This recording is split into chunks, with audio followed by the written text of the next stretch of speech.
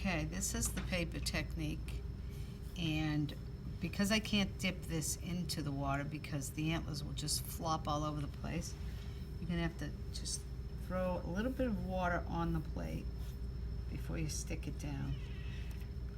I'm gonna put it down, tap it with my fingers to make sure it's all nice and flat. I'm gonna put this one on too. It has to be pretty wet, and it also has, but the background has to be dry. Don't put this on wet paint because it doesn't work very well. So I've got 3 deer on here, and I'm going to take the sponge, just dab them down, make sure that they're down there good. You don't want too much water on there, so this is more to take some of the water off. If you see any ridges that are sticking up, go ahead and flatten them out with your finger. And that's about it. Let it dry for about 5 minutes, and then you can start doing your pouring because it'll dry pretty quick. Another tip with this paper technique is, especially if you're pouring around these, is to take a very thin coat of the black, just to kind of seal the edges. It helps for it to have no bleeding of color underneath these. They're down nice and tight.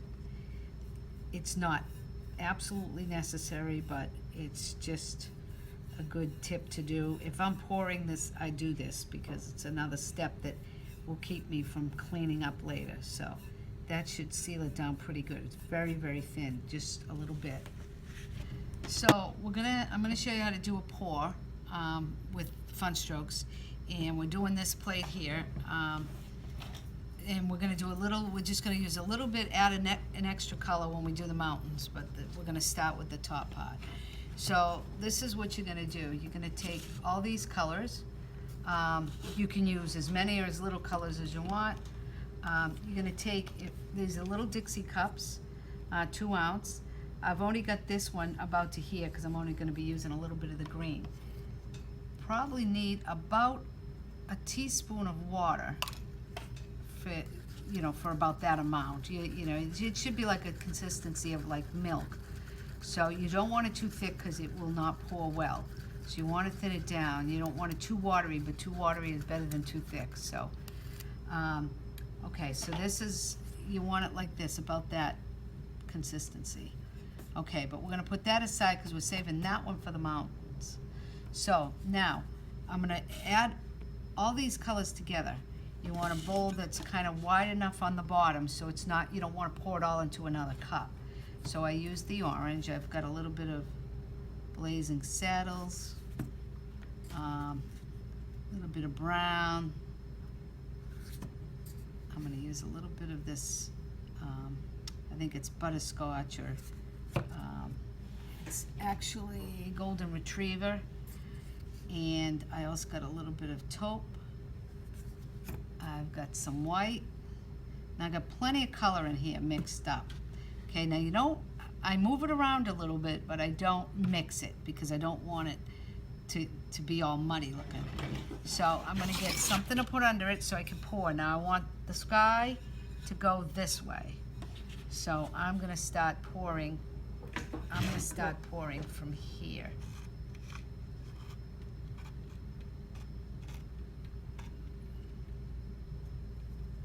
Now I've got enough paint on there. I'm going to go down a little bit lower because of the mountains. Now, when I get it to this point, I just want to kind of go this way. Make sure you get your tip. If you do go this way at all, make sure you go back to go this way, because you kind of want this to go sideways. I'll go back down this way again so that I have, so that the sky is kind of all going sideways. Now, in order to do the mountains, you have to let this dry a little, because otherwise the mountain's going this way. If I tip it up this way, it's all gonna flow this way. So I gotta let this part dry a little bit before I go and do the mountains.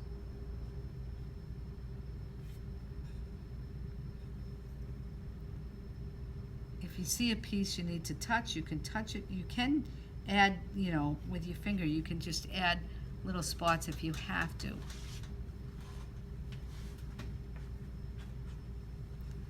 Sometimes it can ruin your piece, so you gotta be careful.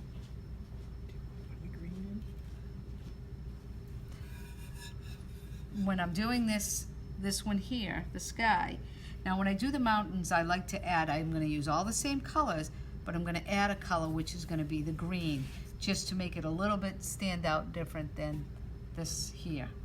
So I will be adding the green to it, but not yet, because I don't want the sky to be exactly like the mountains, so. So that's about it. You get it where you would like it to look.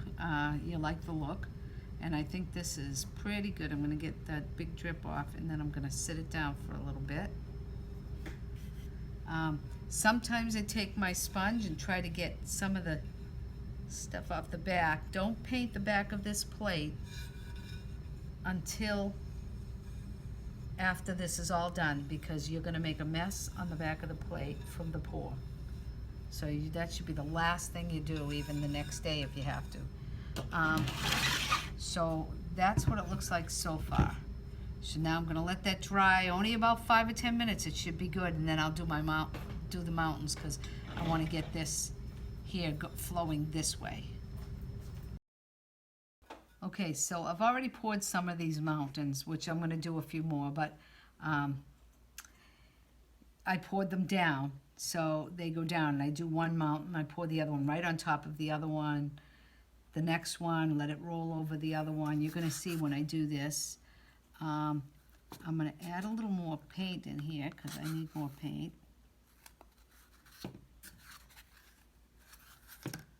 I'm just gonna add a bunch of color again. And I'm gonna add green again. So you can see there's several colors in here. And I think I might even pour a little bit of white. Oh, and a little bit of black. There's no wrong way of doing this. I just realized I didn't mix the water on this one. There's no wrong way of doing this. I mean, it's just, it is what it is. It's all different colors. So now I'm going to add another mountain down here. So this is the same way I did this. I just decide to put another mountain in. Do you see how, that one come out really nice? I mean, sometimes it just comes out really nice. Sometimes you don't like it, you can pour over it. But that kind of is a neat little mountain. I'm gonna put another one right here, as you can see. So I got some different ones going on here. Sometimes you get that, that's why you have to add the black. It gets some black, so you can see there's several mountains in here. Okay, now make sure you let it all drip off, because you don't want to have it go up. You know, you don't want it to, you want to drip it off. You don't want it to be too thick so that, you know, you're not even going to get your paper up. So you don't want it too thick. So let it go down. And then the last step of this is to peel the paper off, but you want to make sure you peel the paper off once this dries. As soon as it dries enough that you see the paper, you can probably peel it off. Don't wait till tomorrow to peel off the paper, because it will pull your paint off. So as soon as it's dry enough and you start seeing your silhouettes of the deer and the, you know where they are, then you want to peel off the paper. Then I'm going to add a little bit of black, just with a sponge like this on the bottom. That will add, it will touch the deer like this. You know, you can see it touches the deer, so they don't look like they're just walking on nothing. So you're gonna just sponge a little on the bottom, and then you're gonna paint the backside black, and you can trim it with a little black if you like. But that's about it.